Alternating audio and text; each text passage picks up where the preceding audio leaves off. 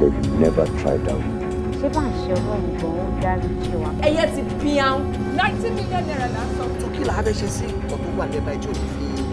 Are you threatening me? Don't dare me.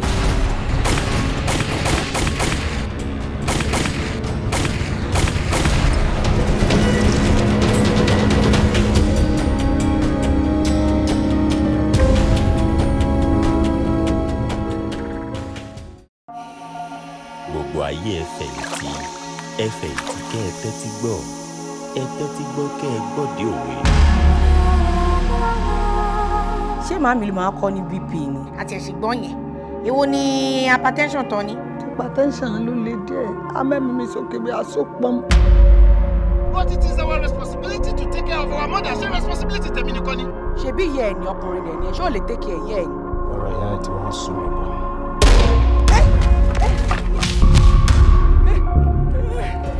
Màmá ń kọ́. Ṣé màmí ti dọ́dọ̀ yín? Grandma. No, grandpa. Màmí dà. Ṣé bá mi rí màmí? Ṣé ẹ ti rí wọn? Bákan náà ni kí n rí màmá. Ọkọ mi òjò panitọ̀ sára àmọ́ mọ́ra ni. Màmá, ṣẹ́rí èpo ọ̀pọ̀, òun lọ́kọ àjẹ́ o. Ṣé bí àjẹ́ ni mí? Ẹ bá pa mi pàdé ìbàjẹ́ ni.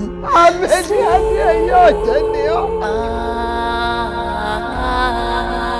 Àwọn kó wá dàjẹ́ èdè, òòrùn mú mi wá dàjẹ́ òkú. Ọjọ́ oṣù kúrú, ọjọ́ olé, kí màmá owó olé ká, ẹni gbogbo wàhálà òun ṣe, wọ́n ẹ fi sọ mí náà rè. Tade, ṣe bí wọ́n ní píkṣọ̀ màmí? Rárá, ṣe bẹ́ẹ̀ yìí ni. Mi ò ní píkṣọ̀ màmí. Ẹ ní fọ́tò yà yín lọ́wọ́. Tade lè Tade. Myself. Tade lè. My wife. Kò lè dáa fún yín. Ọkọ. Ṣé màmí ti kú di? When you cannot take care of the woman that sacrificed everything for you. Wọ́n ní tá bá débẹ̀, tá bá ti fún wọn lówó tó béèrè lọ́wọ́ wa, wọ́n máa pe ẹlẹ́dàá màmí. Ó tún máa pe ẹlẹ́dàá màmí. Kí ló dé? Ṣé fẹ́ yàyà mi ní wèrè ni? Kí ló dé? Kó má lọ jẹ́ nǹkan tí mo mọ̀. Àbí? Old people's home?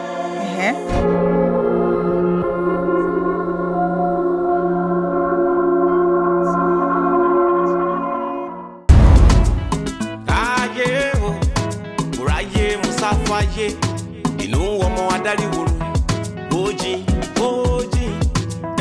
ayé o minna múráyé musa fàyè inú ọmọ adarí wòrò minna ojì oyin kan minna oyin kan sọ̀rọ̀ oyin kan yéa lọ́ra fẹsọ̀ ṣe ìnáli oyin kan zèdà oyin kan sọ̀la nàìjíríà zèkà zindage oyin lọ́ra fẹsọ̀ ṣe. Bọ́bẹ̀ bá ti jìnnà o láwọn kan máa lé kiri ṣe máa yé o ká wàhálà o money. Omolere ọkọ mi. Yes, mom. Ṣé mo dúpẹ́ for doing us proud. Ọ̀nà àbámi dúró tiẹ̀. Àmín. Ojú ò ní tí ẹ ń gbà kankan. Àmín. Ọmọ tí èèyàn fi ń tọrọ ọmọ ni ikú ò ní gbà ẹ lọ lọ́wọ́. Àmín. ọkọ mi mo ti fẹ́ bá sọ̀rọ̀ pọ̀ àlàyé mi lóògùn ni wípé ṣòun pé nísìn òun lọ serve and o ti ṣetán nìyẹn mo wò pé ṣé kò dẹ̀ yẹ kó o ti wò pé ẹ kó o ti ẹ̀gbéyàwó sílé o fún mi ní grandchild. Mom, bẹ́ẹ̀ náà lẹ ti ń dúró láti jọjọ ẹ ṣe dúró kí n ṣe tán náà ẹ jẹ́ èkìtì ẹ̀ parí sẹ́fìsì tí bá dẹ̀ ṣe tán máa mú ìyàwó wá fún yín. Léèrè ọ̀rọ̀ tó sọ yìí tó bá jẹ́ ẹlòmíì ló bá mi sọ tí ń ṣọmọ mi màá gbá etí ẹ̀ earring head tó wà ní òwò etí ẹ̀ tó lọ́n dá síbẹ̀ wọ́n máa fò jáde ó dẹ̀ máa sá eré lọ ìwọ ńlá ni o sọ fún mi pé kémi dúró èmi ń ṣe ọlọ́run ló máa ń kọrin òní dúró mi ẹ̀ ṣeun èmi ti ń dúró ẹsẹ̀ ń rò èmi Jésù ló máa gbé tó ìṣòro ẹ̀ tọ̀ lọ àti wípé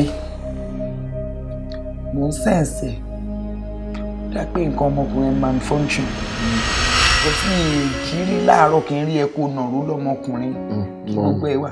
ṣé ìgbà náà lọ́mọkùnrin máa pè é ká máa wò ni mo máa ní sùúrù náà ni mo ti fẹ́ ṣe tán sí ẹ máa ní sùúrù. má máa bá mi sọ̀rọ̀ ẹ̀. service ọdún kan ní service it's just 1 year. ní sùúrù ṣé àwọn tó ń serve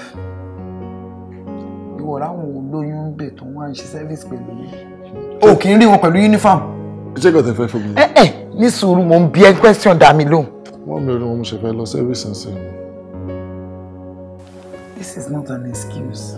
No, just calm down. I am deeply and 100% sure pé kìíní ẹ̀ malfunction torí kì í ṣe nǹkan ọmọkùnrin ló fẹ́ dé cap NYSC so kí ni reason tí o lè fi fún èèyàn lóyún kí èèyàn kárí ọmọ kí wọ́n dẹ̀ máa serve lọ. Mommy out of wedlock ṣe ẹ̀kọ́ mi bẹ́ẹ̀ náà ṣe bẹ́ẹ̀ yìí fẹ́ dáàdì kẹ́ tó bí mi ṣe àbí ṣe ẹ̀yà àti dáàdì tí. impotent máa ń mú gbogbo excuses wa tó bá mú lórí ayẹsẹ̀ tó bá yẹsẹ̀ ayọ̀bàdì sórí àìmọye ọmọ téèyàn bí tó máa fáìn tó máa ga gọ̀lẹ̀ ọ̀tọ̀ọ̀tọ̀ ẹ pé nǹkan ọmọkùnrin ẹ máa ti travel lọ sí káàdì.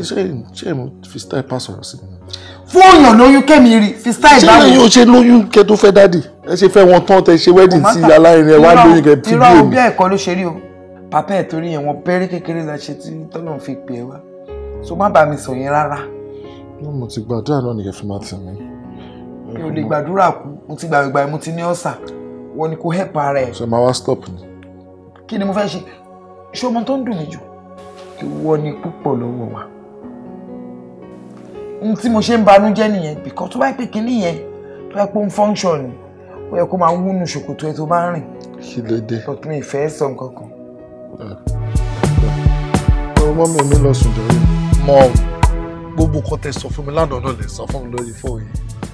a ní mo ti gbọ́ mo ti gbọ́ ẹ má wọ̀rí ọmọlẹ́fẹ́ àbí bàbá yín wá bébí mi kí n máa ṣe iṣẹ́ kan tẹ fẹ́ nìyẹn tí báyìí máa tẹ̀ máa select wọn ni wọ́n mẹ́ stop jerry kò sí wàhálà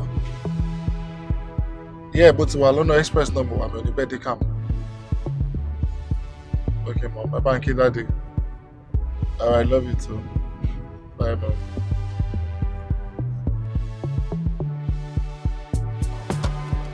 Can you imagine? It's just a boy sha. Hello. Ṣé orí ẹ̀ dàrú ni? Oh, okay. Ọ̀rọ̀ ti wá rọ̀ fún yín bẹ́ẹ̀. Ó wá sábà mo mọ̀ lé ẹ̀jẹ̀ bí ni. Mo mọ̀ ṣé ìkọ̀sọ̀ máa fojú ẹ̀rí lónìí. Wàá gbà. Madam Edo, kí lẹ̀ ń bá gbà? Kí ni problem ìgọ̀gọ̀? Kí ni mo ṣe fún ìgọ̀gọ̀? Kí ni mi ò kí ló ṣe? Kí ló ṣẹlẹ̀? Ṣé orí náà ṣe orí rẹ̀ tó wá fún mi yẹn ni? Mo ti wá rọ̀ fún yín. Ọ̀rọ̀ kọ́bìnrin ni mí. Ṣé o lè wá rọ̀ fún mi àbí? Kò get away. No way. Má bẹ́ẹ̀ ná tọ́bi olónìí wo. Mo máa kọ́lọ́pàá wọn máa mú ẹ ní. Ta ló fún wèrè gan license? But madam, kò sí tí mo ti há yín lára mọ́tò mi. Sọ́ọ́dì bàtọ́ bá ha mí. Sọ́ọ́dì bàtọ́ bá ha mí. Pẹ̀lú pangolo òṣì tó gbé wáyé náà. Mọ́tò rádaràdà ìlú náà ń ta tó gbé wáyé. Sọ́ọ́dì bàtọ́ bá ha mí. Madam ẹni sùn kẹ́ ẹ̀ bá gbà gbọ́. Báwo ni sọ́ọ́dì kí ni sùn mọ́? Kí ló ṣe wúbà yìí kẹ́? Báwo ni sọ́ọ́dì kí ni sùn mọ́? Wọ́n ọlọ́pàá ló máa parí ẹ̀ lónìí. Kí ló dé? Kí ló ṣẹlẹ̀? mo fẹ́ bá yín dá sí náà. Kí ló dá sí? ẹ̀gbọ́n ẹjọ́ kí ló ṣẹlẹ̀. Ṣàyẹ̀ wò bá yín bọ̀, mo dẹ̀ ti wà ẹ̀ẹ́dẹ̀. So sọ́ni mo kàn ní pé ó kọ́ sáà drive kọjá pé ó kù mọ́ lẹ́yìn ìbàdàn ó ní mo bá jòun tẹ̀. Ẹ̀wé ìparọ́. Ẹ̀wé ìparọ́. ẹni ó sọ pé hit òun. Ta ló fẹ́ sọ̀rọ̀? adájọ́ ake tó ṣerun bọ̀ bíi brush alágo wọ́n ṣe lánàá ẹ̀gọ́ báyìí ẹnu ẹ̀ kàn ṣe gbùù ni ẹni tó bá rí ẹ̀ ṣàṣùpọ̀ òun rí fine boy wọn náà kò kàn gbogbo òṣì ò níyè lórí tó bá ṣe wá dá sọ̀rọ̀ òní ò nílùú ọpọlọ tó máa fi dá sọ̀rọ̀ wà á mọ̀ ó wá kó òṣì wọ́n kókó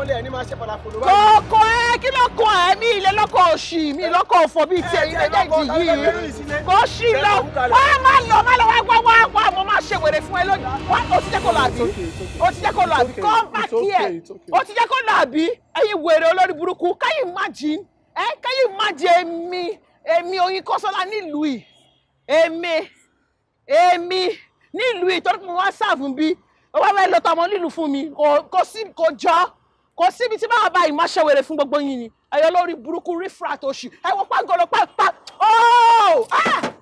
ọlọ́run yọ ẹ́ wẹ́rẹ́ kọ́ tí máa ṣe fún ìlú yìí ẹ máa gbà kó yín kó ti wọ̀ lù ẹ̀yìn máa di èmi.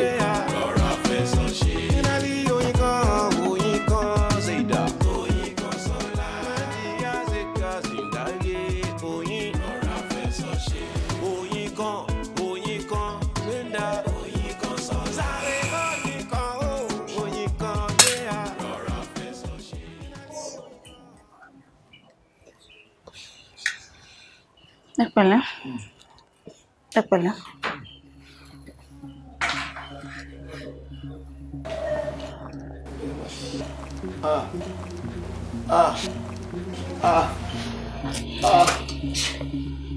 Kí ló ń ṣe yín? Ẹ ní sùúrù. Dr. Túnjí! Doctor! Kí ló ń ṣe yín? Doctor! Dr.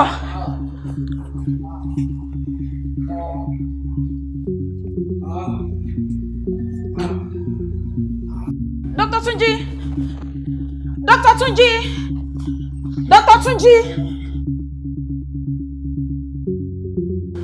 Dr. Túnjí!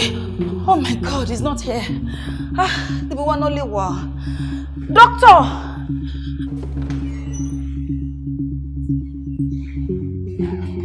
Omolere! Please. Dr. Túnjí ńkọ́? Dr. mi tí ìwọ̀n calm down. Kí ló ṣẹlẹ̀ bá mi sọ? Mo attend to patient kan lọ́wọ́ ni. Ó wá ń react. Yes, why help me, Joe? Okay, check out. Oh, what? Come. Help me. Kí ló wá fún kí ló ṣe báyìí? Má bọ̀. Báwo bọ́ yín ṣe? Kí ló ṣe? Mo fún wọn ní Queenie IV. Wọ́n dẹ̀ bẹ̀rẹ̀ sí ní gbọ̀n. Yes. Oh my gosh, very well. Okay, the bag get that cut. How many are there? 2. Okay. 200 milligram fast. Just hold on. Just a moment. Am I working? So you don't shoot me directly into the vein. You know, only crash vein here, or put a crash patient here completely. To really what long. So next time, you go to machine pay, we stop injection here. To buy stop a while, get hydrocortisone, you know, the 200 milligram. Mo ti fẹ́ béèrè lẹ́ǹkan. Kí ló dé tá ṣe fún wọn ní hydrocort to ample? Oh, because anti-allergy drug ni. Oh, okay, that's true. Yeah, then after that, I could put patients here up on plain water. Okay. You know, normal saline. Be it as a shensin. Then first one to buy for one fast there. You know, then the second one will be fast there or go slow, depending. So after that, could monitor general vital signs till patient can give. That's all. Thank you. Yami ti jagon. Thank you. You're a lifesaver, you know. Yeah, I know. What? I know. Kenny, No, lady. Don't you help me? Let us show. Okay. Just to ask of me. For the next 1 week, what will arrange for me? 1 week? Yeah. So what do you need? What's it about you now? Ojo, I can look on 1 week. Check out some pound copper to once in lot inside the dog and lastly. Okay. Eni nìkan ṣoṣo ni mo máa ránjẹ fún ẹ. I saved the life. Máa ránjẹ fún ẹ ní eni nìkan. Thank you. Eni nìkan, thank you. Eni nìkan, thank you. So, okay. So, style yourself to why you're this. Yeah, that's true. Kópa Yínká ló ṣàlàyé nǹkan tó ṣẹlẹ̀ sí patients tó wà ní private word lánàá and how you were able to help her on my behalf. So inú mi dùn and mo really appreciate nǹkan tó ṣe. I really appreciate it. Kò tọ́pẹ́ sir, bọ́sù iṣẹ́ mi ni iṣẹ́ sir. Ìwọ ló máa rí bí iṣẹ́. Ọ̀pọ̀lọpọ̀ àwọn tẹjọ wá serve ń bí yìí, àwọn kan rí bígbà tó jẹ́ pé wọ́n ṣe favour fún government ni. Kọ́dún kan wọ́n pé kọ́kàn get out tí wọ́n ni wọ́n ti ẹ̀ràn yàn rárá. But mo ti ń ṣàkíyèsí ìwọ àtìgbà tó ti dé hospital ń bí ìṣesí ẹ̀ ó yàtọ̀ dẹ̀ mú iṣẹ́ ìlọ́kùnkúndùn. And àdúrà tí màá kàn gbà náà ni pé Ọlọ́run bá mi ṣe dáadáa fún ẹ. Ọlọ́run bá mi gbé ẹ ga. You just have to keep being you and wá rí pé bọ́lọ́run ṣe máa gbé ẹ ga ó máa yàtọ̀. Olúwa ló ṣe, Olúwa ló ṣe. So are you heading for lunch now àbí báwo? No sir, mo fẹ́ lọ join àwọn specialist tó wà lọ́dọ̀ àwọn Hausa yàtọ̀ rush. Oh, that's true. Èmi náà máa join ni, máa join ni. You can leave. Even though my join you like me. My join like me. No wala. All right. No problem.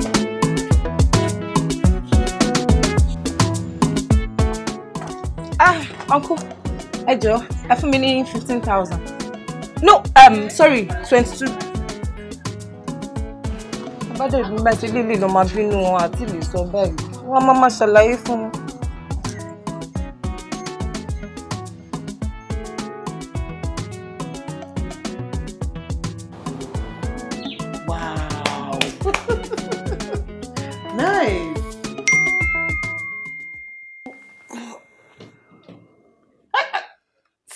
See that? You see that? Oh, that's my boy. Hey, Kilili. Oh my God. Hey, okay, no problem. Okay. Àfi tó bá ní padà wá bá mi nínú ilé ìlókù lónìí. Tó bá ní padà wá sùn sínú ilé yìí. Ṣé mo máa nínú ilé wá sùn? Ó ti gbà yẹn. Hey, can you imagine?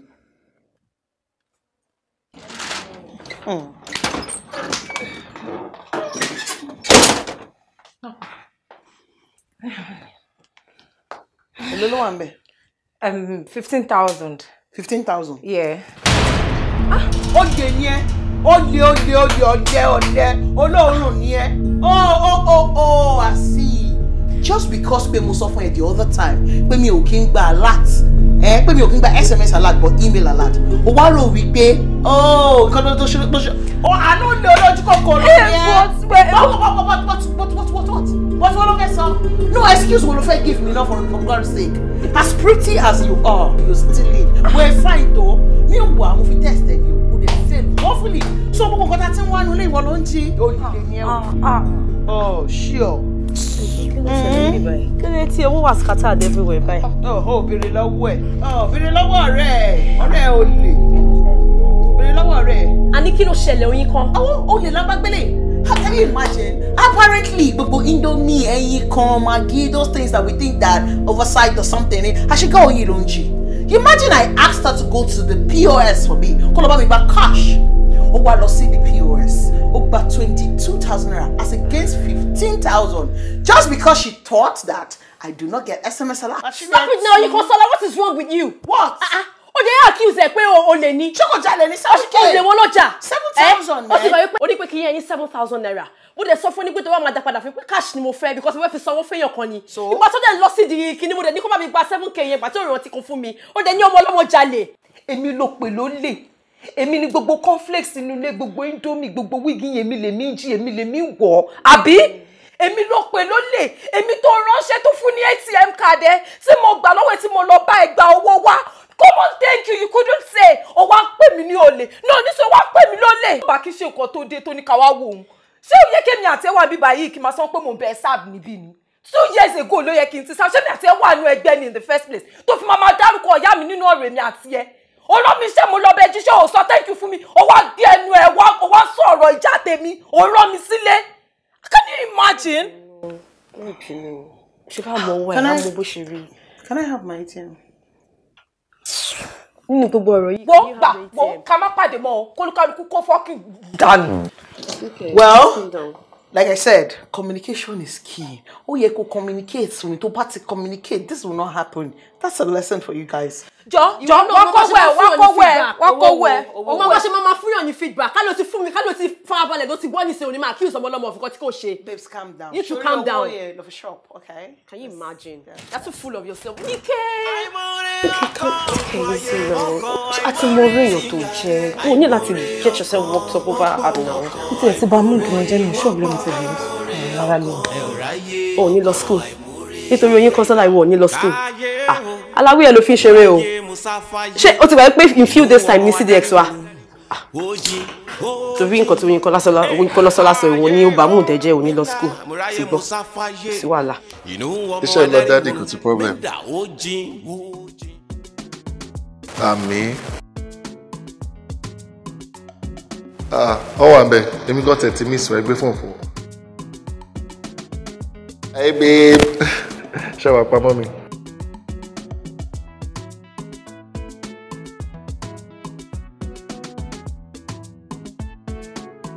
Àlàáfíà ni mo wà mà.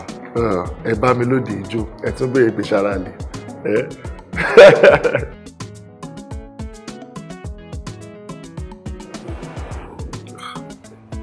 Ọ̀rọ̀ àjọsọ. Mọ́ mi ò rántí o.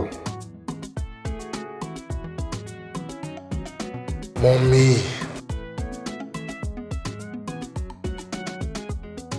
Okay, to go, Mashe.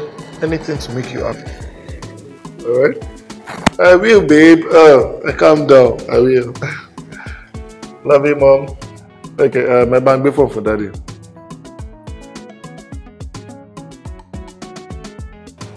Dad, just for my Joe, Mommy. Yeah?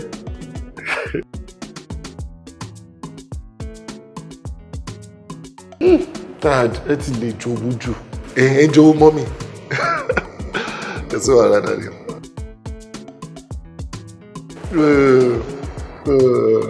Daddy, no problem. I'm married. Mama, bye. So later. We lots of lunch. Bye, sir. Bye.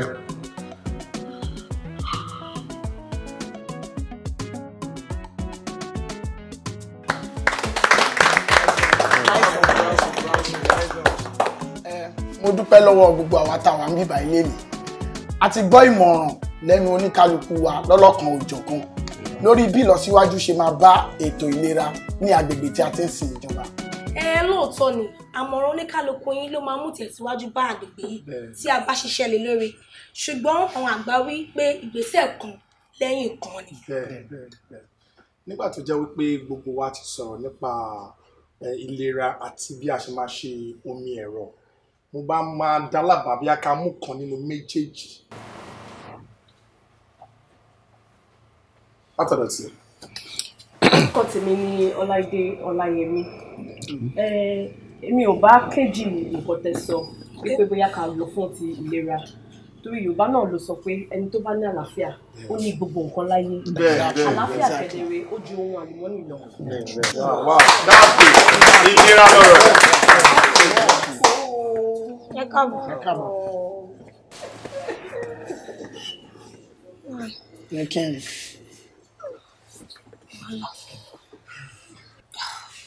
Oyinkansola, Nike, politely bá àdìdì kẹ́ sọ fine. Of course. But Omolara. Hey, don't got me. You guys are not exceptional. Kẹ́ sọ fine. You know it's 1,000 naira. Show pressure. Better. Hey, Madam Oyinkansola, lórí méjì náà. Don't pay your fine. Ó ti ẹ̀ máa sọ. Kò sọ last time náà, so ó ní láti sọ. Ìtọ́ ni mo rántí náà. Ẹ máa rude o. Yes, you guys are very rude. I mean, gbogbo yín lẹ rude. Ẹ gọ̀. Ẹ fẹnu báyìí ẹ fi wọra. Ẹ dúró kí ló máa ń ṣe yín gan-an? No, seriously. Tí ẹ bá tiẹ̀ máa wá fẹ́ tọrọ owó lọ́wọ́ mi. Amen. Aren't you guys supposed to, do it right? I want sapamo sabe fine. By the way, who made that stupid rule? Time koni kamade. Hey! Babe, come on, shut up. Oyinkan, àwọn ló ń bá wí. Àwọn ló rude. Kí ló tó bàjẹ́ báyìí? Clara. Wo, ẹ lọ mọ bẹ́ẹ̀ ṣe máa bá mi sọ̀rọ̀ ṣùgbọ́n. It's okay. Wait. Please give me a goddamn figure for this one year fine. Má dẹ̀ sọ fún yín kẹ́ ẹ máa sọ̀rọ̀ sí mi anyhow bí pé ẹ sọ̀rọ̀ sí anyhow person. What is wrong with you guys? Give me a figure kí n san. In fact, my transfer right away. It's okay. Okay. Dúpẹ́, Lara, it's okay. Oyinkan, jọ̀ọ́ má bínú. Má bínú, it's not your fault. Fault àwọn méjèèjì ni. Torí tó bá wà okay wọn ni wọ́n máa mọ̀ pé kò yẹ kí wọ́n máa bá irú wọ̀ ìfàfẹ́ máa exchange ọ̀wọ̀. Tí ẹ̀yin méjèèjì bá dákẹ́, kò ní ìpè ẹ̀kọ́ wà 2 steps ahead. And as for you, Oyinkan, you are so mannerless. Oh, ní làákàyè tó kéré mọ́. Ó dàbí bread 15 naira. Good. Ti agége yẹn tó wá jábọ́ sínú omi. Tó wá gbé síta. Tó wá ti swell. Tó ti swell tó wá empty. Tí ọpọlọ ẹ̀ ṣe wà empty ni. Yeah. Tó bá ń pèèyàn ní àbí fún ráìráì. Tí ó nọ́pọlọ. Ó yẹ kó pa ìfun ẹ̀ mọ́. No. Èèyàn tó bá ronú ló máa pa ìfun ẹ̀ mọ́. But ẹni yìí ò ní orí tó ń rò. So kò ní common sense tó máa fi mọ̀ pé kò ń pa fún ẹ̀ mọ́. Why tí mo tẹ̀ yín lean forward láti bá rẹ̀ sọ? I would relax. Precious time on this The way I'm looking at you, mo fẹ́ máa fún mi ní headache. Tí mo tẹ̀ yín wẹ̀ yìí, o ti fẹ́ máa disgust me. You're just like a drop in the ocean of àwọn olóríire. Who cares about you? Who the hell do you think you are? Oh, jẹ́ anything. You're nobody. As far as I'm concerned, oh, jẹ́ kọ̀ọ̀kan. Ẹ jọ̀ọ́, ẹ̀yin olóríire tẹ́ wà níbí báyìí. Ẹ jẹ́ ká ignore party. Ká kọ assume. Ká assume pé kò sí níbí báyìí. Ṣó ti yẹn. So guys, where were we? À ń sọ̀rọ̀ kan tí tó mọ́pọlọ wá tẹ́lẹ̀. Kéèyàn kan tó. Ní ìfẹ́ sàn kan lẹ́kọ̀ọ́ yẹn. Of course, mo fẹ́ sọ̀rọ̀ before the mosquito bite.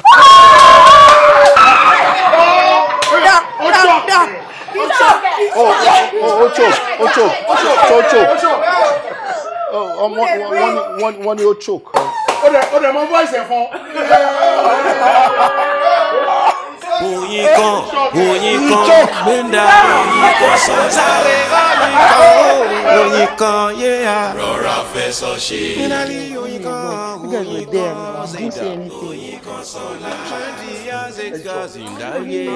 Ẹ wo ẹ máa lọ jàre fi mí lẹ̀, just go.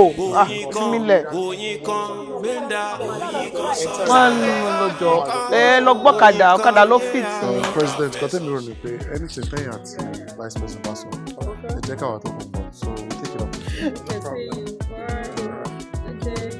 Okay, take it.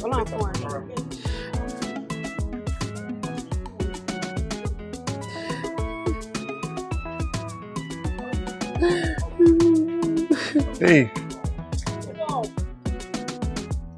What's up?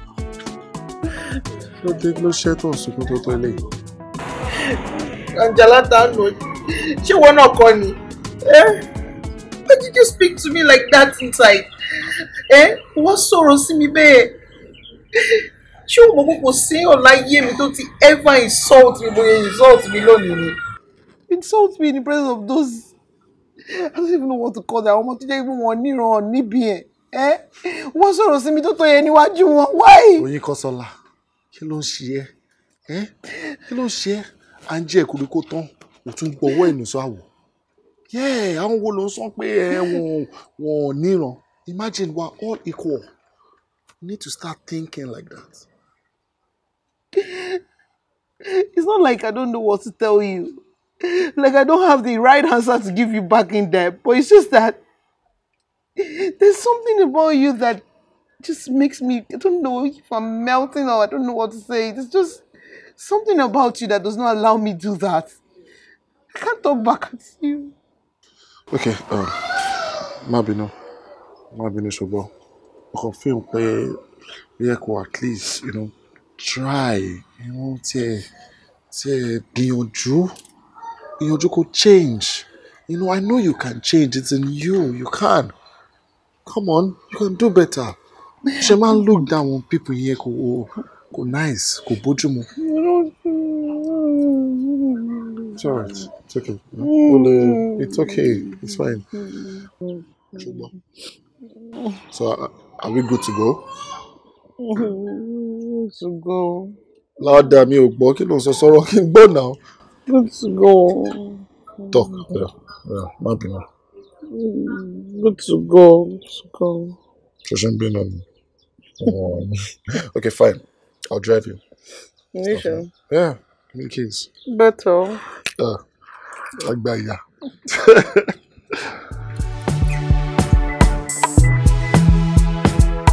Okay, so my Uber driver. It's good to have Uber driver. You can be straight.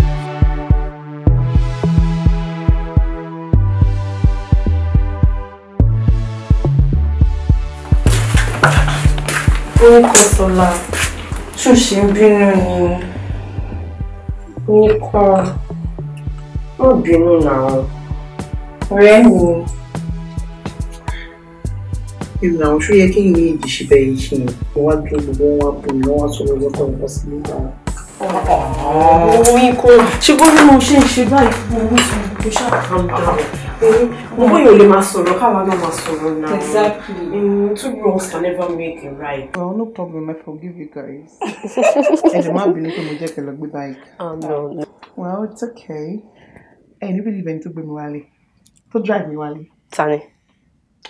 That's all girl. To sort of me. Omolere Jayisimi. Yes. Are you like? Are you for real? Yes. Omolere ló gbé wálé. Yeah. What do you guys know? Just us now, you know. Hey, Madonna Lale. No, she problem. Are you sure? Charges to her. And do Badawa, Wunmi, you know, but then I don't know. Maybe this is gonna be. I hope it's not what I'm thinking. You like him? It's cute. Oh my god, I can't believe it. Wait, didn't you even know that? Oh, reason to she fully see me here. You're a bad girl, I swear. Seriously, that guy is.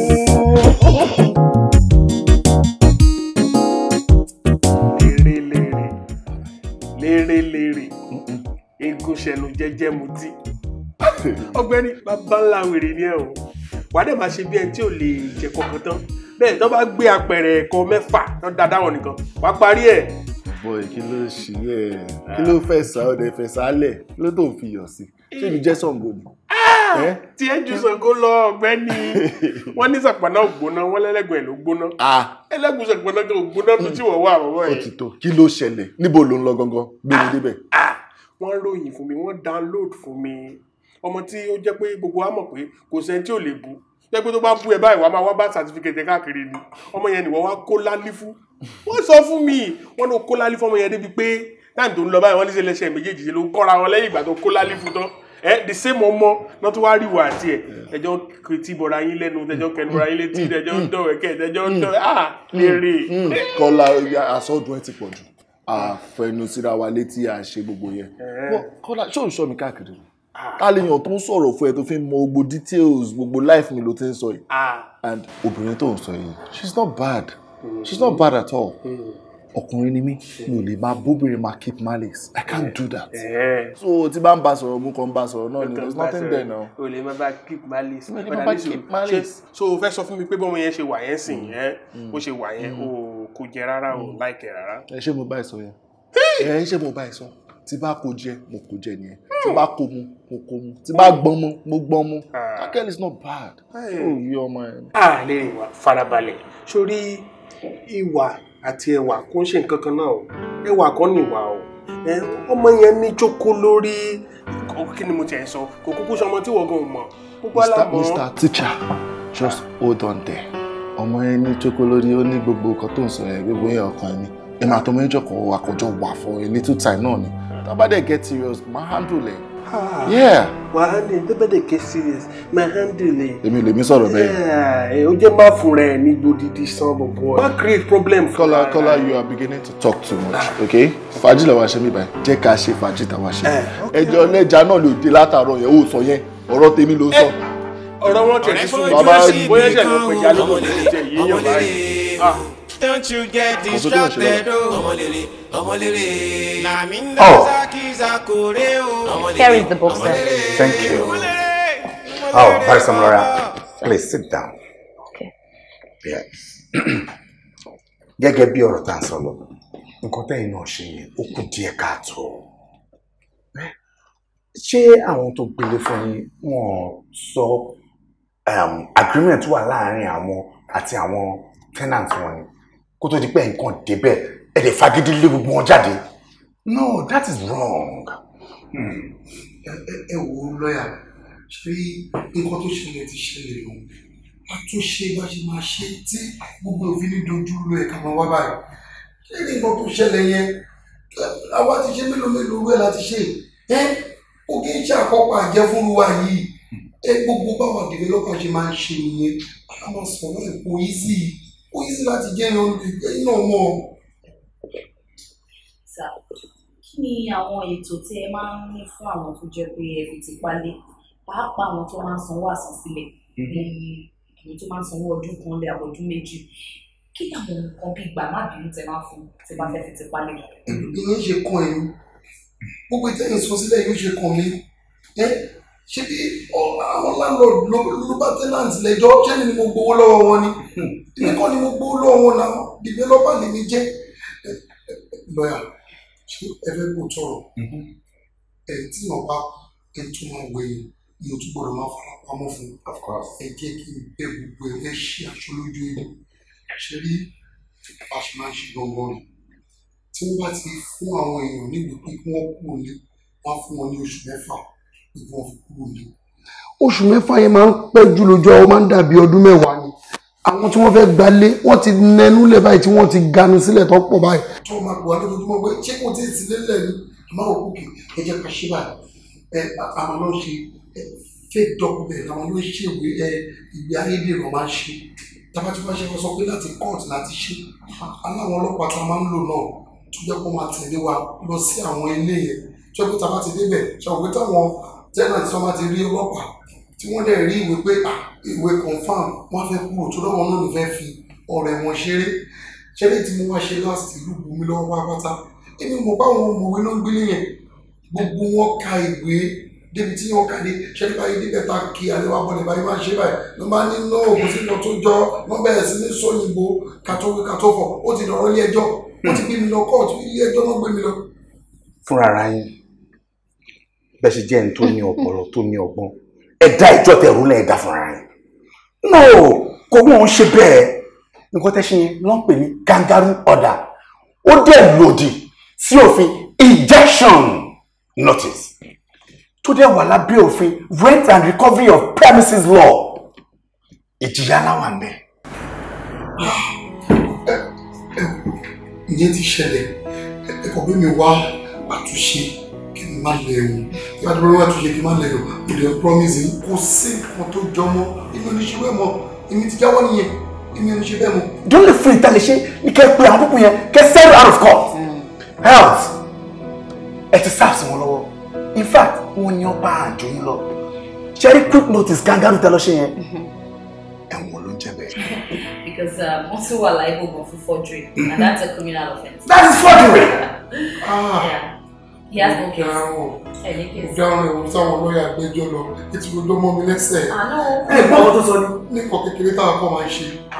Nǹkan kékeré làwọn kà sí èmi mọ̀ pé kan ńlá ni lójú yìí ẹ wá ṣàánú mi ẹ jẹ́ kí n kúrò nínú ẹjọ́ jẹ́ tí mo bá ti bọ́ nínú ilé mi ò ní dánwó ẹ̀wọ̀n mọ́. Ọ̀gá ẹ settle out of court that's it because that's the point. Settle out of court. Ẹ ṣàánú ẹ̀yin náà lè máa ṣàánú mi.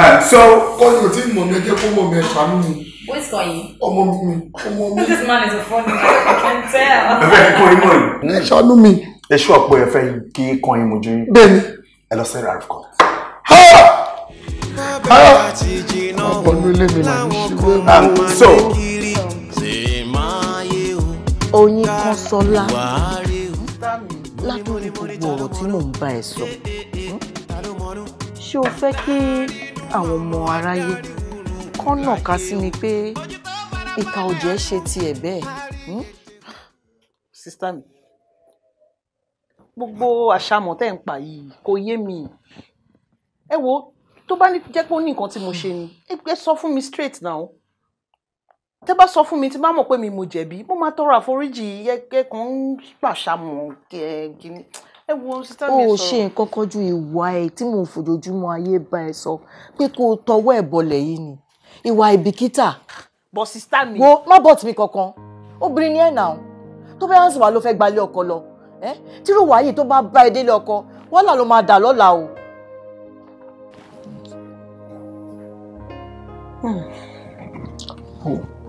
Oyinkansola ọkọ mi wò. Òun ṣọmọdé mọ́. Sórí ọ̀rọ̀ ahọ́n wa yìí, òun ló dùn jù. Òun náà ló tún korò jù.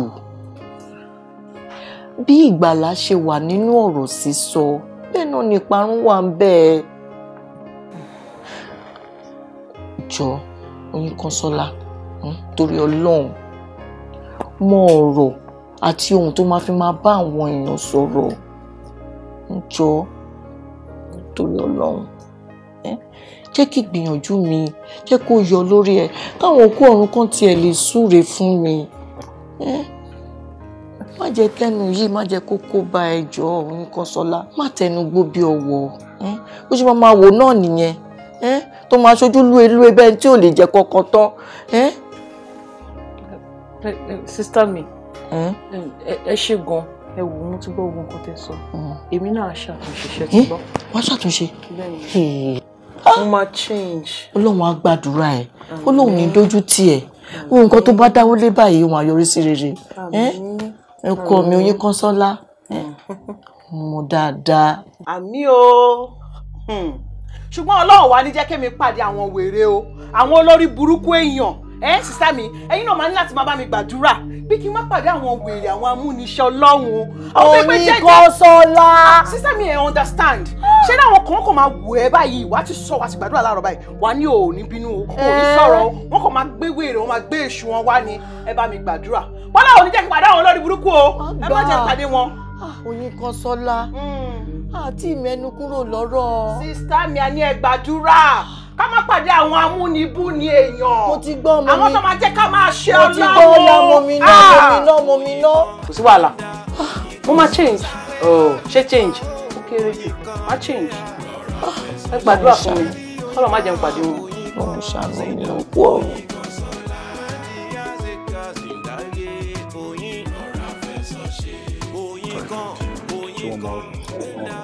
Okay. How about you? You're fine. You're always fine.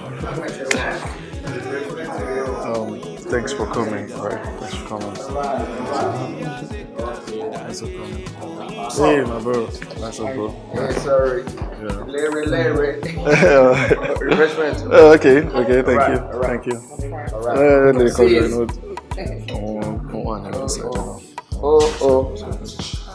Hi. Fine. Thanks for coming. Thank you.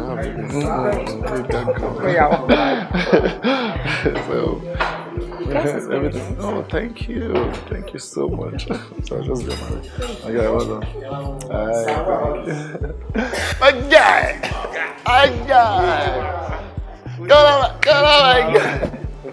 Oh, thanks, man. Thanks, I appreciate it. My big guy. Oh, so everything's my body. We're good.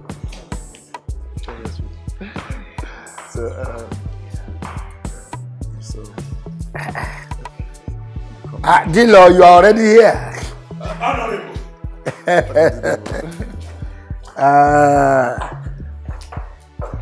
I trust you. May your days be long. Hello, my brother. Remy, you're blessed. Yes. Ẹ ṣé mo Daddy, dúpẹ́. Ẹ ṣé mo dúpẹ́ o. Thanks for coming. Daddy. I appreciate you all. Wow, I see me like that. Hey, babe. Mommy.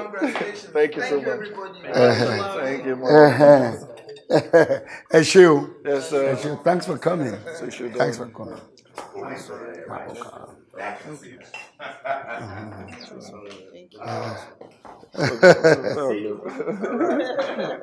So, you guys. Hello. Hi. Aha. I am so sorry láti interrupt fàájì tá ń ṣe lọ. Okay. But Yorùbá bọ̀, wọ́n ní tí kò bá nídìí. Obìnrin kò jẹ́ kí wọ́n lò wá trust you. Very good. Ṣẹ́rí léni yìí, èmi àti ìyàwó mi ní inú wa dojú. Tí ẹ bá gẹṣin nínú wa, kò ní kọ́sẹ̀ at all. I mean, ọmọ olóríire lọmọ tàbí. Anáwó lé lórí. Ó dẹ̀ jẹ́ kí owó kó fúnà.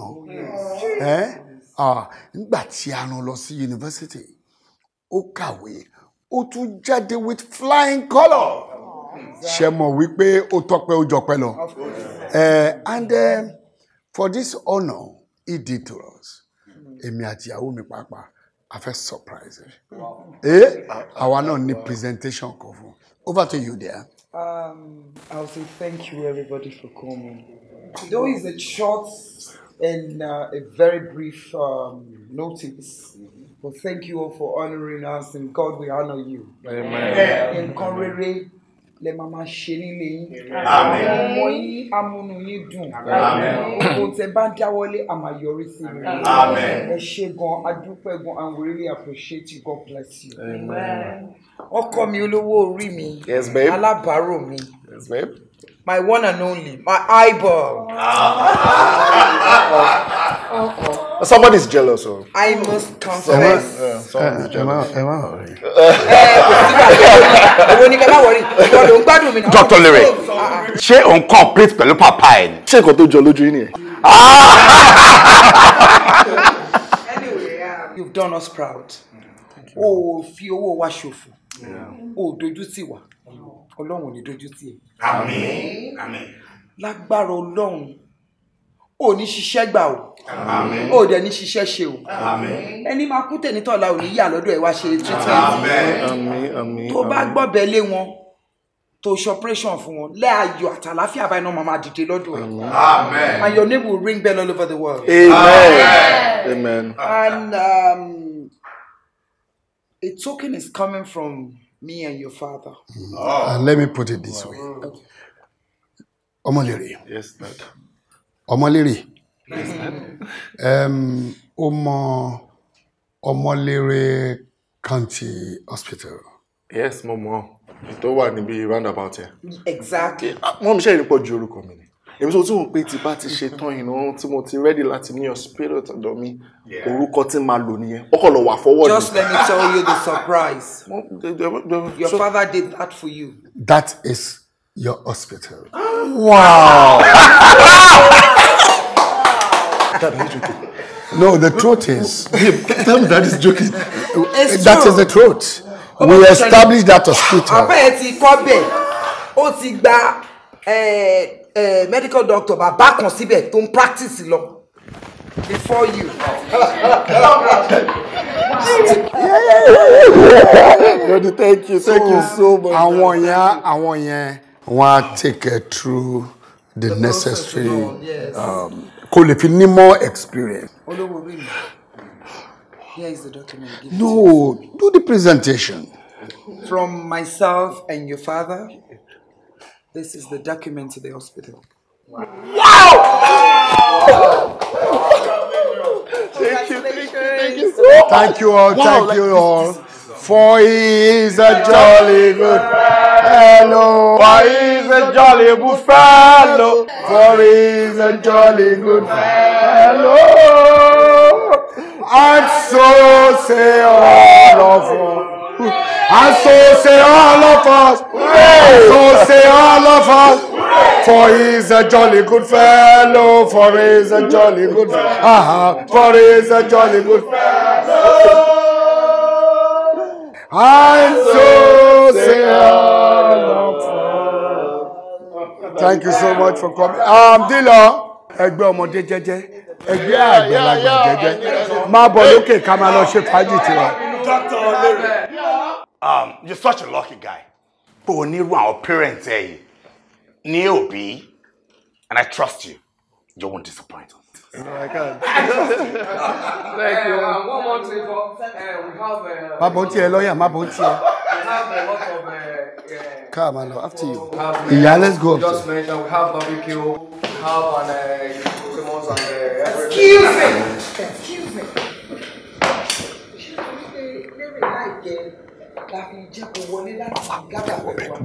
You just misbehaving. You want to see anaconda? You want to say, oh, believe people in family house, they're not in jet. You're a fool. Check it, no, you go drop it down now. It's yours. Babe.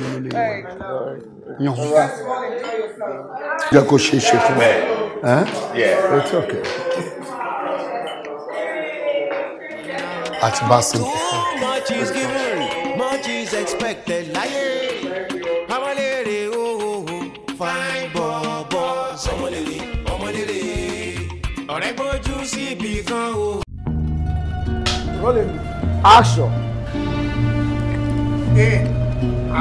Bọ̀bọ̀ kí ló ṣe náà? Mo ń ṣiṣẹ́ lọ́wọ́ ni náà. I love you when you hurt. Mr. Kikiola, ibo lẹ ti mú máa ìwà náà. I'm very sorry. Because action.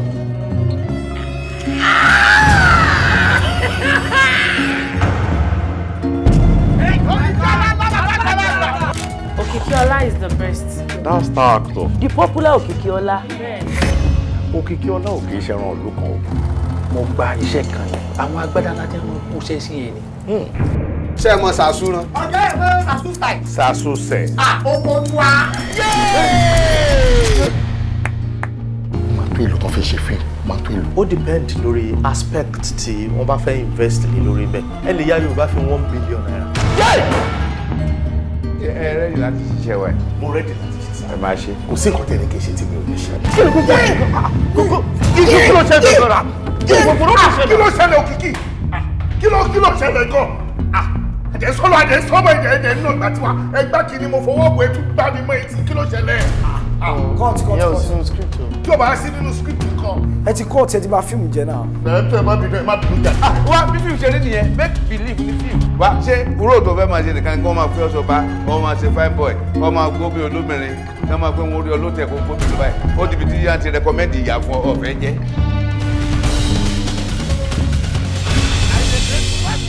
Mi ò lè ṣe freedom. Ó nígbà tí bá star kí n tó ṣe freedom o.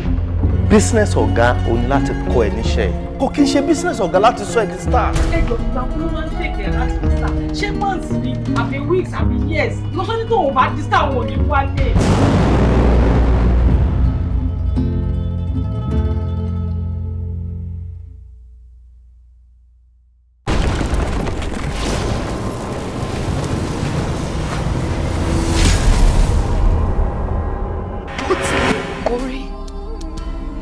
Your death will not be in vain. Ẹ pàjẹ́ ẹ̀gbọ́n pàyà yín jẹ pẹ̀lú ẹ̀. Tá a sọ yìí ò mọ́rí mi ò rí ní ilé ẹ̀sẹ̀kì lọ́mọlọ́mọlọ ẹ̀ tí mo rò. Ọgbọ́n ò lè fẹ́ dá láti fi kápá àwọn ajínigbé Fúlàní. Olùjọ òyìnbó ní gbogbo eléyìí. Ẹ̀yà kò sẹ́ni gbogbo tó lè sọ kankan fúnra ẹ̀ náà ṣe ló kàn bẹ́ẹ̀ wá. Hello, Mr. Yekini. I want you to do something. But I am acting on Section 10, Subsection 1 of the Criminal Procedure Act. No. Tani David. Ìrànràn létí. Ọba ti dédé ìwé àlùpàídà àfọwọ́bò náà kò pé àlùpàídà apayé mi dá. Àlùpàídà apayé mi dá.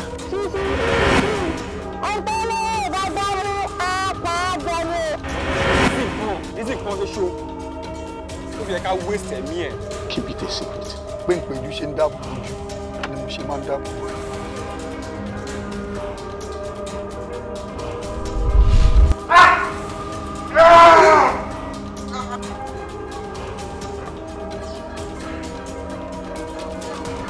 Ìgbà tí mo sún títí tí mo kọ ògiri, mo gbé ìtìjú ta, tí mo di ẹni tó ń pàdé ọkùnrin ní ìsàlẹ̀, mo wá rí bíi pé ìbàdí láyé wà.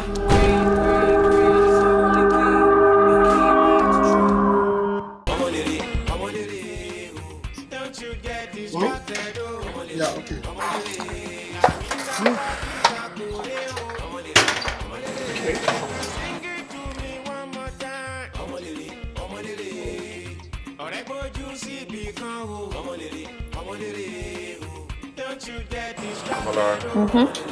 ló fẹ́? Ìgbà tí mo notice pé o ṣe dùn lébọ̀, tí mo ní kí n wá wò ẹ́, ìwọ náà mọ̀ pé ibi tí ìṣòro ẹni bá wà lọ́kàn ẹni máa wà. Ó ti sọ fún ẹ. Time to drop number. Pé kò lè work láàrin èmi àti ẹ. I have a lady in my life and I can't cheat. Yeah. Mi ò ní bẹ́ẹ̀ argue nítorí pé iná ilé lọmọ ẹranko ẹ máa yá gbẹ̀yìn. Ọmọlára, o ṣe máa waste time rẹ̀. Ó yẹ kó mọ̀ pé tá a bá sọ abẹ̀bẹ̀ sókè lẹ́mẹ̀ 1,000 ibi pẹlẹbẹ náà ló máa fi lélẹ̀. Yeah. Anyway, congratulations. I said I would argue with you, so I would not. Okay, thank you. Is that it? Thank you. It's fine. I hope you like the gift. I know you will love it. Báwo ló ṣe mọ̀ pé wọ́n fẹ́ gift mi? Show wine menu. Oh, ó ti yé mi. Àwọn pé kò sí anything tí dáàdi mi bá fẹ́ ṣe tí mo yín ká chambers ò ní mọ̀ sí. You can say that again. You look good. I like it. Thank you. Thank you. Can I have a hug? Okay.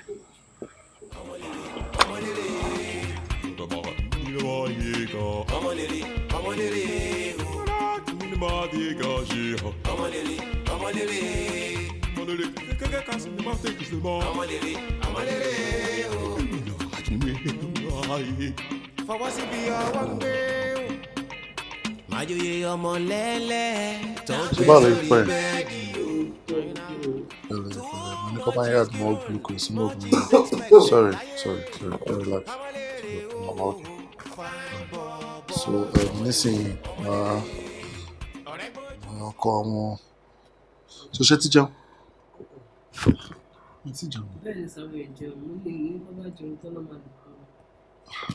Okay, so ṣé kọ́ bá yín get rice?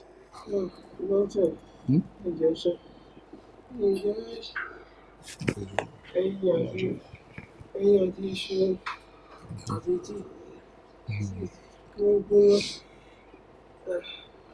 So, tó bá ti get to know if you glucose, you understand? Yes. Everything for you, well, okay. Go on about it, yeah. So, my buying gets for my essential to work. All right. So, make sure pop that one. Very simple phone, but what the phone? All right. So, bye.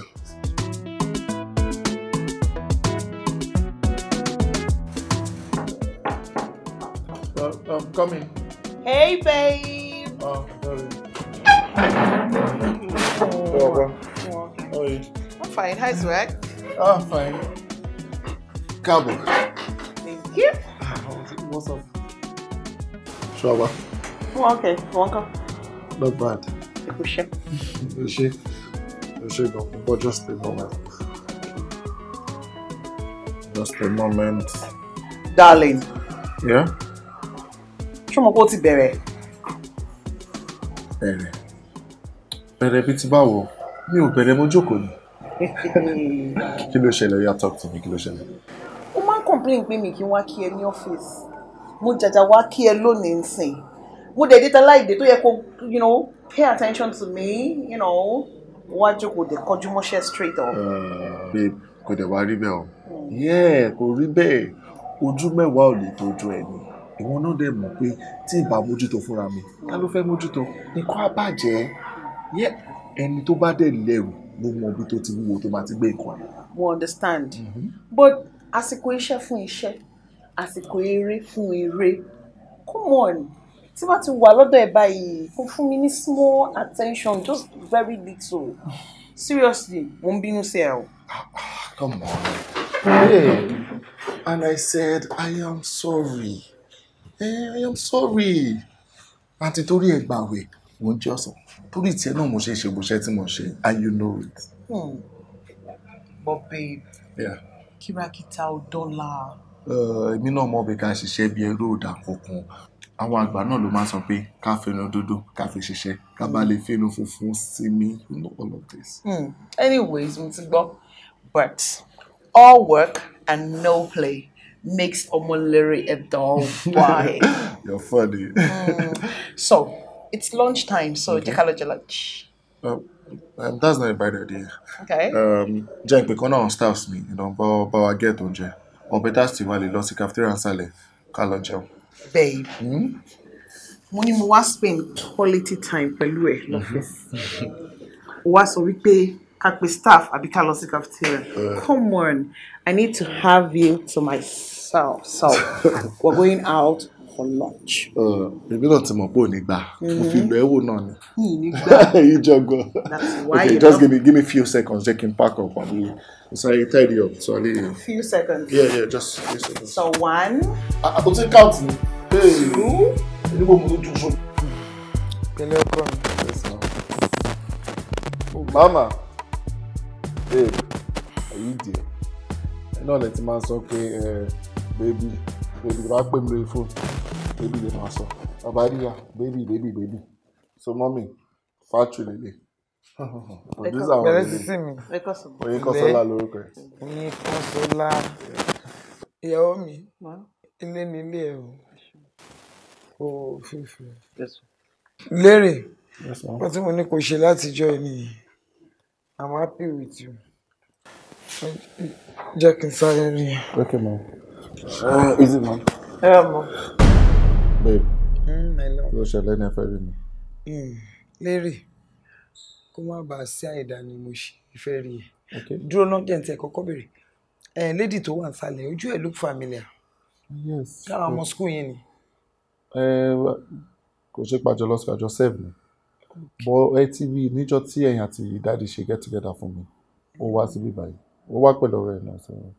Ó ṣe ń ṣe kó jẹ́ pé bẹ́ẹ̀ lẹ ti rí. Because ẹ bá everybody ṣeré.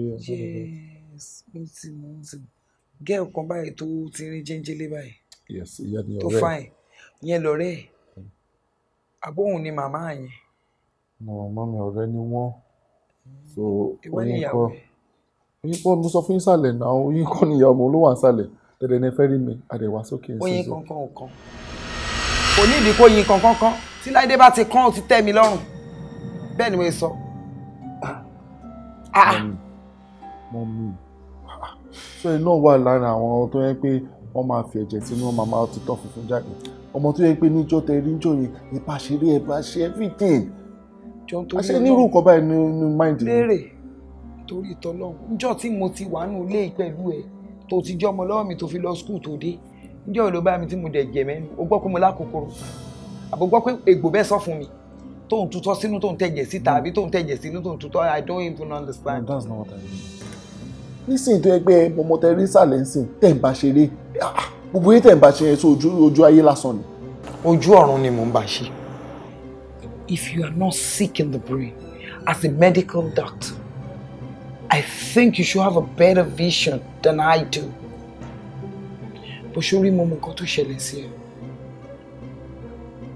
Orí ẹ, one side of your brain is affected with psychiatry. Don't worry! Màá mú ọ̀bẹ, màá la orí ẹ̀ kanlẹ̀. I will remove that faulty side of your brain. Ṣorí tí brain èèyàn bá faulty, vision ẹ máa blur. Òun ló jẹ́ kó má mọ̀ pé grandma set mi lẹ́nu tó gbé wálé. Babe, stop now. Èyí wù mí ó yàtọ̀ sí pé yìí dá. Ọmọ yẹn wù mí. Ṣé wèrè lọmọ mi ni? You are very handsome. Kí ló ń wá lágboolé àwọn ajá?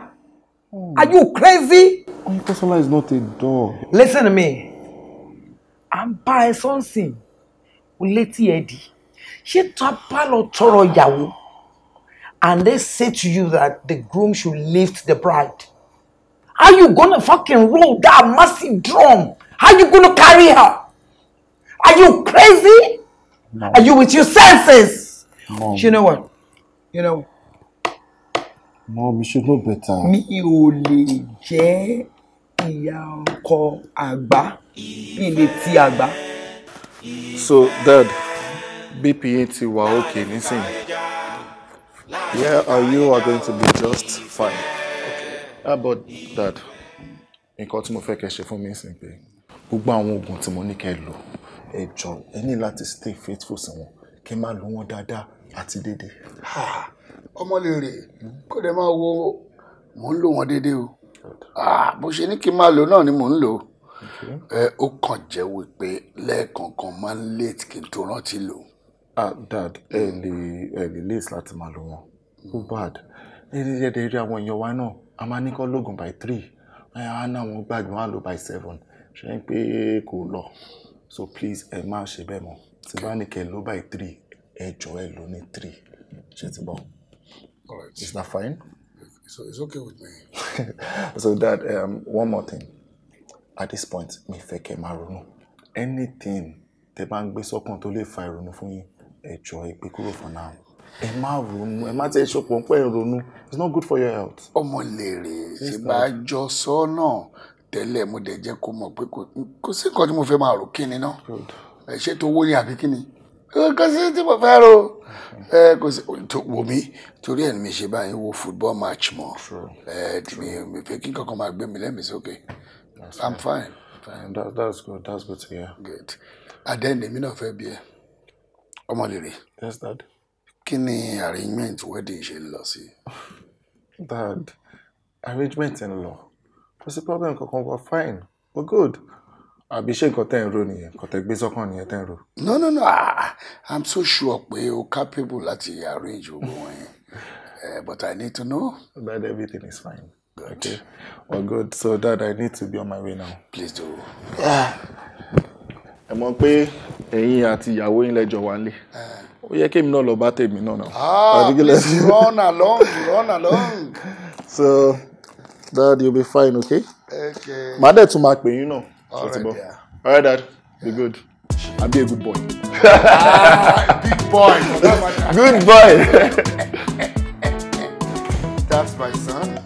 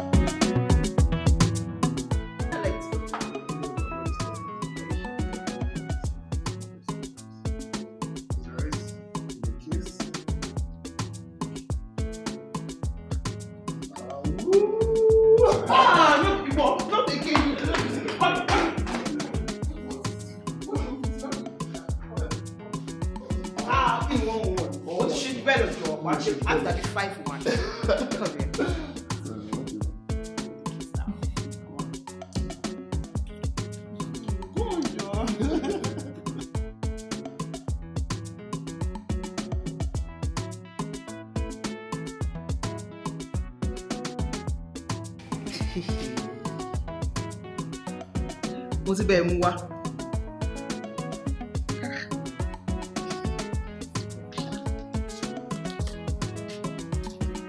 Kí ló ń ṣe?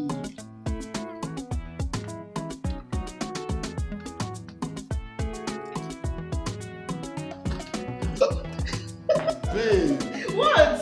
Kí ló ń ṣe lórí fún? Kí ló ń ṣe? What are you doing? You won't call it. Come on.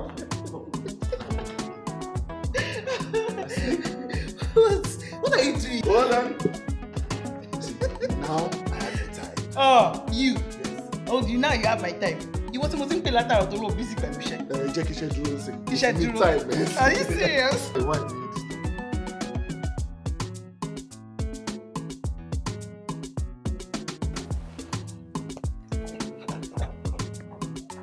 Hey, baby.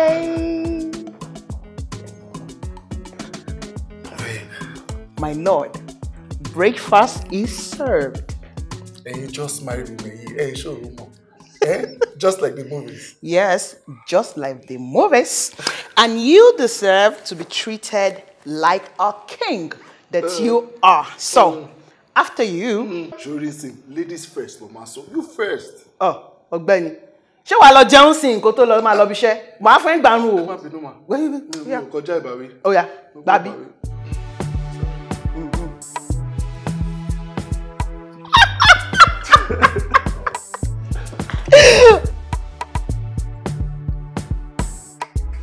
Baby, ètò ń jẹ yín tó ń yín jẹ.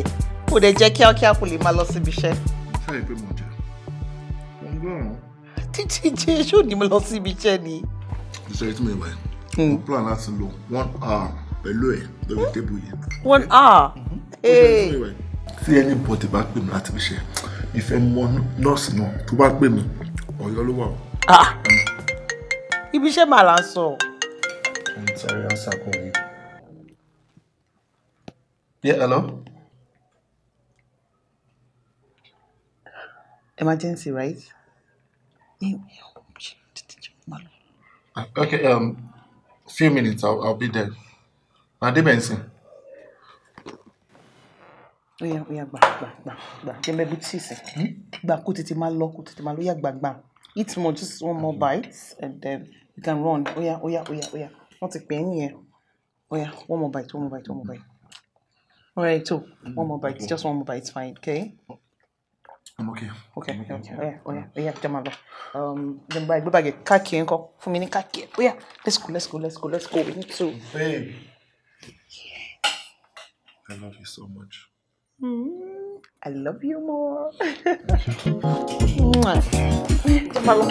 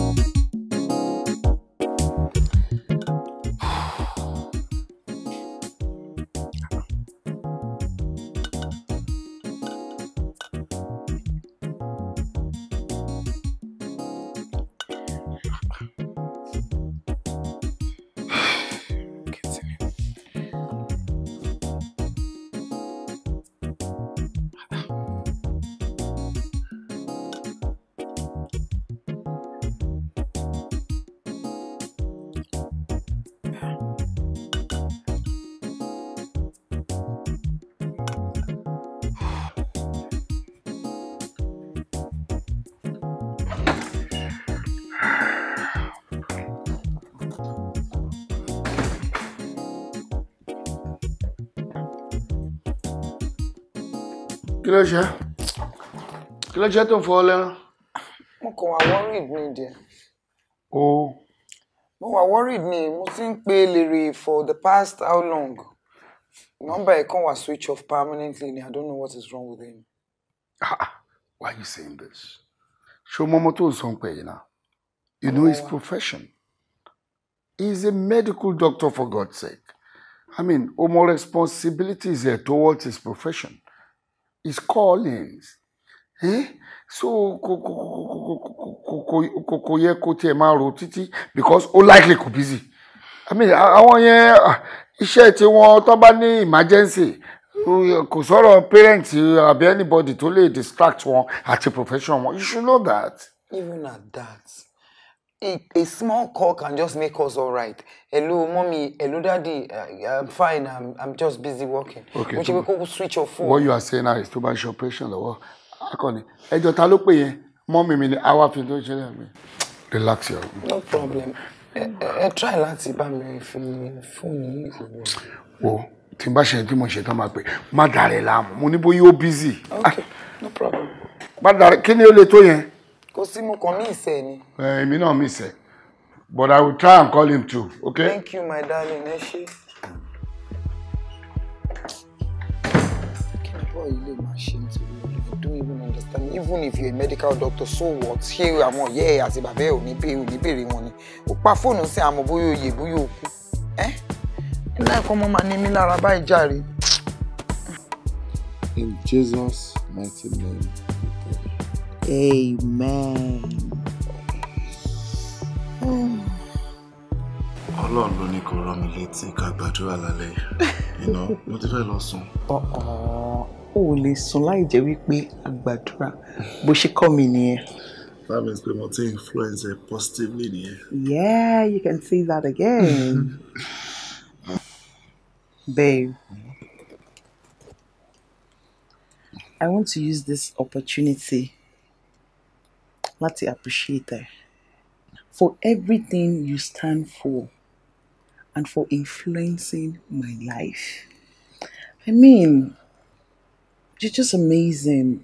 Shumo, Mami ti bá wò pé èmi ni wá dẹni tó ń gbàdúrà.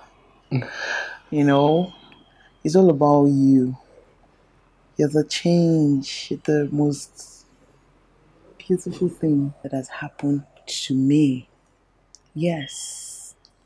What it changed life me in so many ways. Thank you. Thank you so much for loving me the way I am, the way I was, and the way I'm going to be. Thank you. Thank you for making me a better person. You're welcome, baby. And if I don't, who will?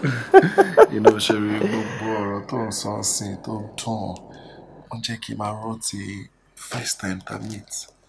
You know, there's a lot of stories. Ọ̀gbẹ́ni, wait. Ó dà pé orin yẹn ti ń kún ẹ lóòótọ́ so. Lóòótọ́ ń kún mi, but then, you know, first time that meet here. Mo ní kó má lọ bẹ̀ lọ́sọ̀rí bẹ́ẹ̀ yà lọ́sùn jọ lọ́sùn. Má sùn náà, but then, you know, the first time. Don't go there! I'm telling you not to go there. Come on. Do not go there. Don't go there. Let's be honest with me. You know what? You know, what I should meet. You know, there's.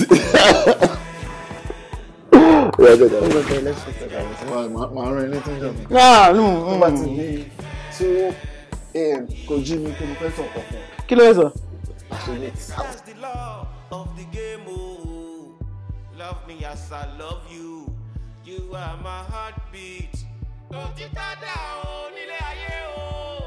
Hey, ta la lè gbọ́kàn lé o. Ta la lè finú tán mọ́. Ìfẹ́ mi o. Ìfẹ́. Ayé. Ta lè fi káyé já. Ìfẹ́ o. Ta lè fi káyé já o. Ìfẹ́ o. Ìfẹ́. Yeah. Ta lè fi káyé já. Ta lè fi káyé já o. Seeing you brightens my day. That could possibly be carry. You are the one I don't deal with. You're that come for coming share. You fit play with me. You fit play with my body. I'm a coming. You're that come for coming share. Hello?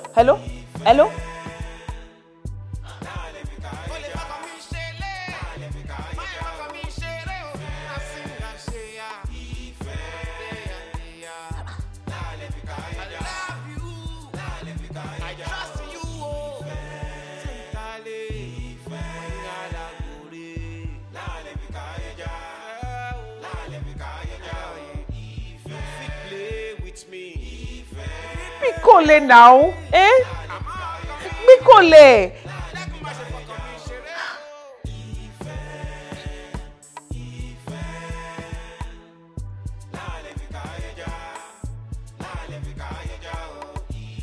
Hello, baby, bolo one now, Oh, they Bíkọ́lé. Move send message here, everything. Oh, please, can you call me? Hey, if me not go ballet now, please. What's all this? Look at the time. Babe, kí ló ṣẹlẹ̀? Why are you doing this to me? Mo ti send you a message, a voice note me, Bíkọ́lé.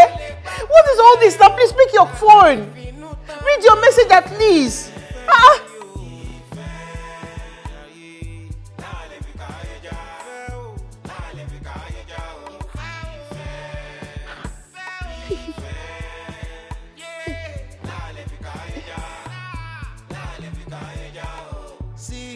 Brightens my day. That could possibly be carry. You are the one I don't deal with. Omolere, kí ni gbogbo nonsense tó bá mi ṣe yìí gan-an? Látàárọ̀, for how many hours tó lọ náà mo ti pè ẹ́, mo ti ṣe okò gbé call. Ìròrí burúkú wo ló ṣe yìí gan-an? Irú nonsense wo ló bá mi try yìí ná? See, call me on. See, if you don't call me back in the next one, what I will do to you? Wallahi, I will bring hell into this heart. Kí ló ṣe é gan-an? Imagine, look at the tape. Ṣé wọ́n sọ mi ti wèrè ni? Kí ló ṣe é gan-an? This is the third. I don't even like I've lost count how many voice notes I've done to you. You didn't pick the call. Pick call me see you. Baby padà because I don't even understand.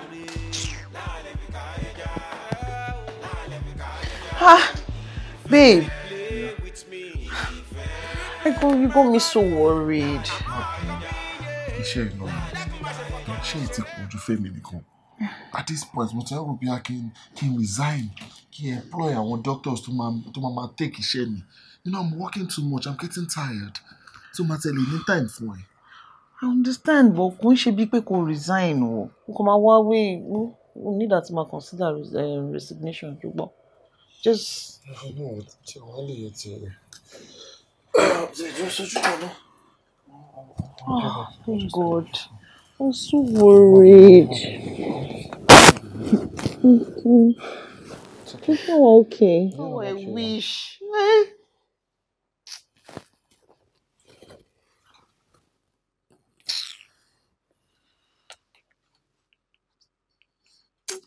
Little boy, eh?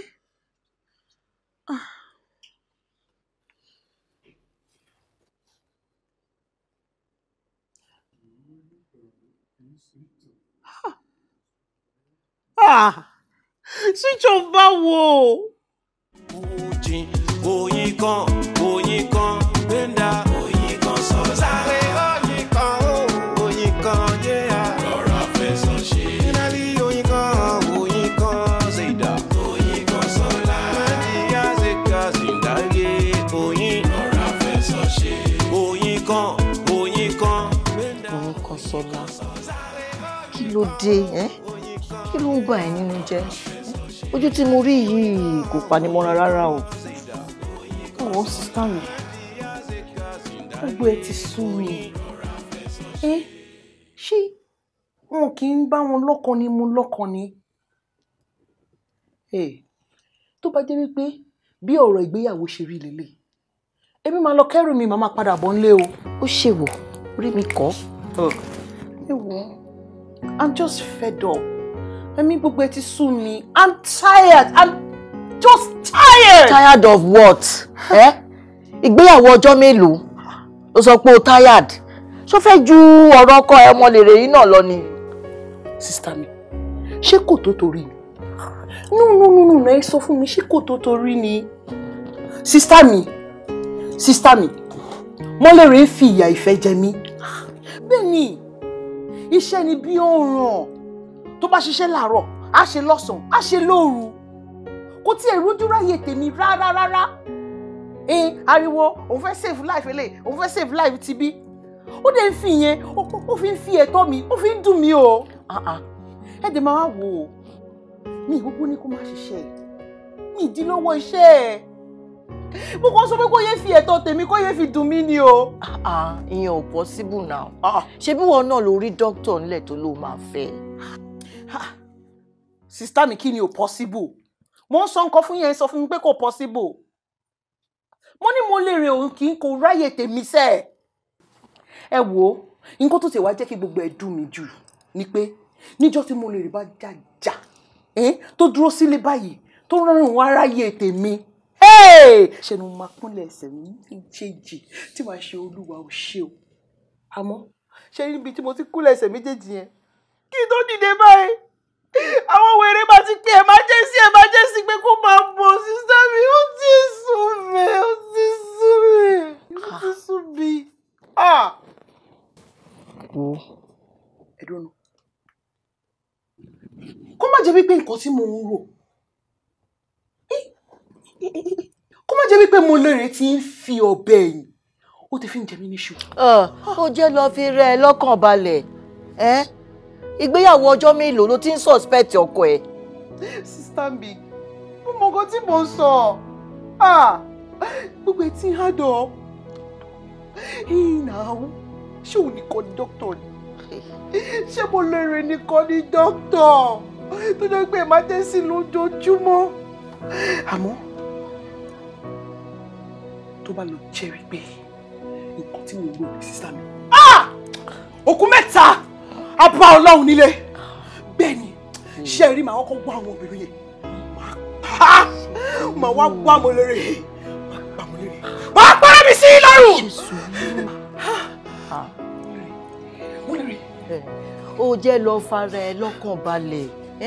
Kí ló rí tààrà ẹ ń gbóná tó yìí? Wo jẹ́ kí n sọ kíní kan fún ẹ, fira ẹ lọ́kàn balẹ̀ kó yé mọ̀mú lómù o. Wo á dáa kó o tẹra mọ́ pẹ́pẹ́ fúrú níṣe kó lè fojú ọkọ ẹ mọ́ra kó o múnú ẹ̀ dùn. Àmọ̀ràn tèmi kò jù báyẹn lọ fún ẹ. Ǹjẹ́ o ti gbọ́?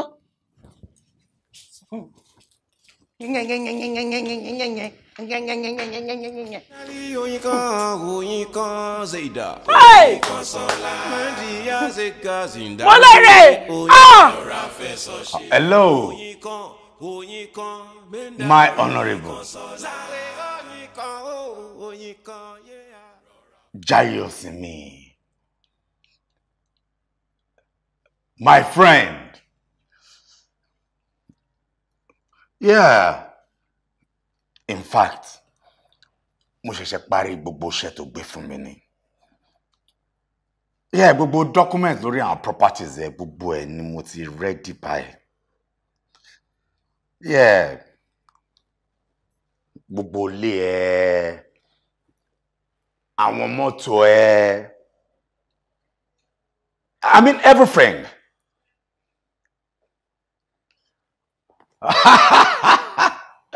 You should trust me for that now, come on. Gbogbo ẹ ni mo ti yanjú. Nǹkan tó kù right now ni pé máa need láti mú wẹ̀yìn wá bẹ́ẹ̀ or kó wá bá mi lọ́fíìsì. Oh, okay, máa mú wá báyìí. Yeah. So, wàá go through it. Then, yeah, tó bá ti go through it tán, wàá need láti sign àwọn ibì kankan bẹ́ẹ̀. That's it. Tó bá ti ṣe yẹn tán, máa mú lọ sí high court láti lọ register. Okay. That is not a problem. Jayosimi. Ẹkùn. Ìwọ ló lówó inú wa, come on. All right, my brother. Oh, cheers. Yeah. All right. My expect me lọ́tùnla. Mo pé ṣé ẹkùn ṣiṣẹ́ tá máa fi rán yàn. Mi gbọ́dọ̀ mú wá fún ara mi ni. Oh, okay. Okay. Cheers. Bye. Bye.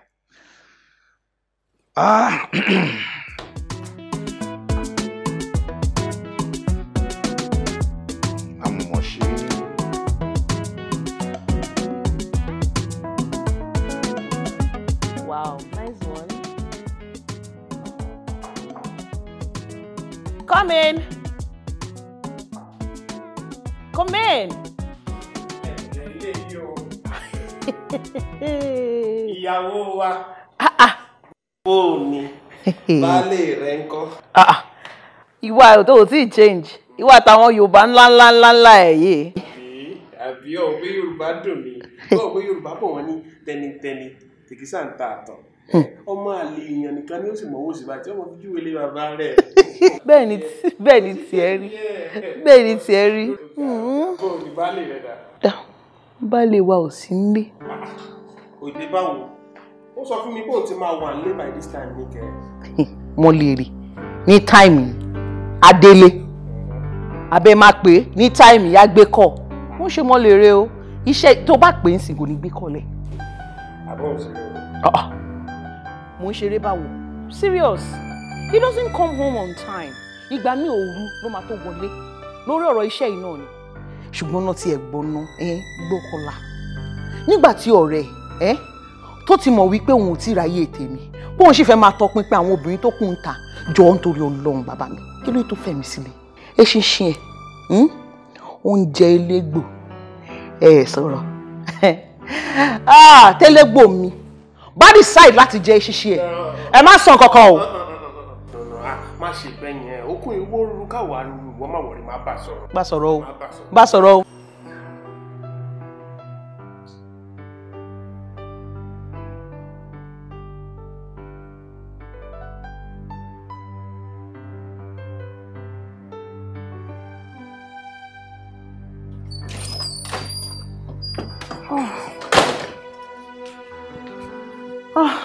Má bínú ọkọ mi, jọ oúnjẹ tí mo sè ó ti fẹ́ jiná.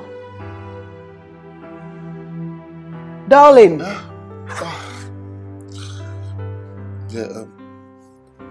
Báwo ni? Kí ló ṣẹlẹ̀? Kí ló ń rò? What is it that got you so engrossed in your thoughts? Ṣẹlẹ̀. Engrossed. Thoughts. Babe, nothing. Because me wo kankan. I'm just tired. There's nothing. Come on. Mo kì í ṣọmọdé now, babe. See, talk to me. Whatever it is that is bothering you. Oyinkan, kí ló fẹ́ kí n sọ? Please, let me be. I'll be fine. Please. Hey! Ó ti yé mi. You think I don't know what you're doing? No. I know what you're doing. So don't go give me that innocent look, lover boy. Yes, don't do that. Omolere, jọjẹ bèrè kan lọ́wọ́ ẹ. Nígbà tí o mọ̀ wípé o ṣetán láti wà pẹ̀lú mi, láti bá mi ṣe, láti wà pẹ̀lú mi bí báyìí. Kí ló tó fi wá lé? No, seriously, because I would have thought pé bó ṣe wá lé yìí, àjọ máa wà. Oma bá mi sọ̀rọ̀, oma bá mi ṣeré. But hell no! You just sit here like you're invisible. Kí ló dé náà? No, tell me, lover boy, why did you marry me? No, Omolere, mo bi ẹ́, why tó ṣe fẹ́ mi? Nígbà tó mọ̀ pé o ò ní ráyè tèmi, o ò ní ṣèkẹ́ mi, o ò ní nífẹ̀ẹ́ mi, why tí o ṣe fẹ́ mi? Like I said earlier, that I know what you are doing. What am I doing? What are you doing? What is it? Wọ́n má worry. Sori níjọ́ tí n bá ráyè tí wà tí wèrè tẹ́jọ́ ń gbéra yín kiri yẹn tó jẹ́ wípé torí ẹ̀ ló ṣe fi mí lọ́kàn balẹ̀ tó wá tún fi mí lọ́kàn balẹ̀ lórí asán. See, lover boy, read my lips, my love, and mark my words. Èmi níjọ́ tí n bá ká ìwọ àti wèrè yẹn, I will bring hell down on you too. Yes, I promise you that.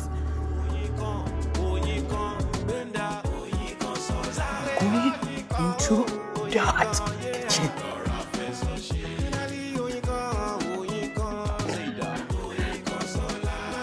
What kitchen, anyway?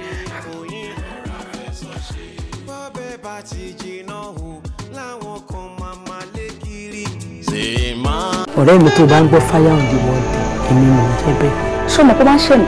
Ẹni pé kí ló ṣe tó lọ́wọ́? Sample of it.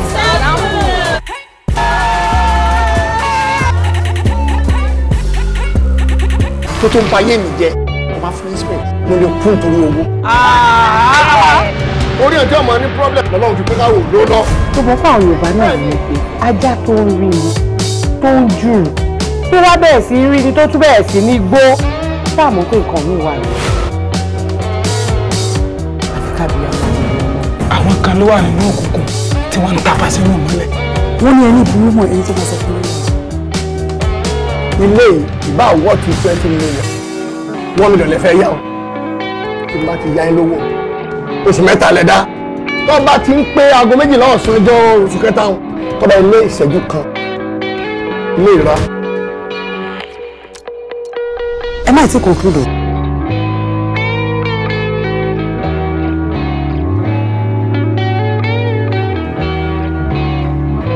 kí ni ọwọ́ ẹ̀ wá débi ọmú èṣù kó fi fọwọ́ kàn. bó ṣe wà mọ́gbọ̀n ni kò lè já láéláé. ajá kan ìjámọ́ lẹ́yìn ẹ̀kú. àṣé lóòótọ́ ló wí àwọn àgbà wọ́n ní ẹni abínibí ń darí. mo pe dénú ládé ó ti búlọ̀kì mi. ẹ ló ṣe é. ẹ ní ọkọ mi. ẹ má pẹ́ mi mọ́ o ẹ kú ibi tá a dé yìí ẹ ká gé kó má fún wa lọ́nà. wo èmi àti ẹ àjọ máa débi kan.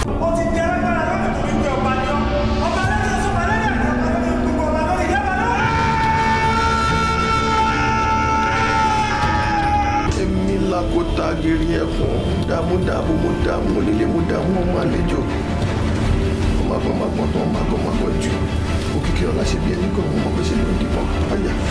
ààrẹ wọn ti dé ó dé inú wọn bí ọ̀dọ́ kan wọn ààrẹ wọn ti dé kábíyèsí ẹ máa yọ̀ ààrẹ wọn ti dé. ìjọsìn yẹn ó ṣe kábíyèsí ìlú yìí tí wọ́n ti gbé àròlé mi dé ọba náà láti dé ẹ tó máa gorí oyè tí n bá gbèsè ti dé débi pé má jẹ́ kí wọ́n gbé lọ. bẹ́ẹ̀ ni. ó ń jí àmì.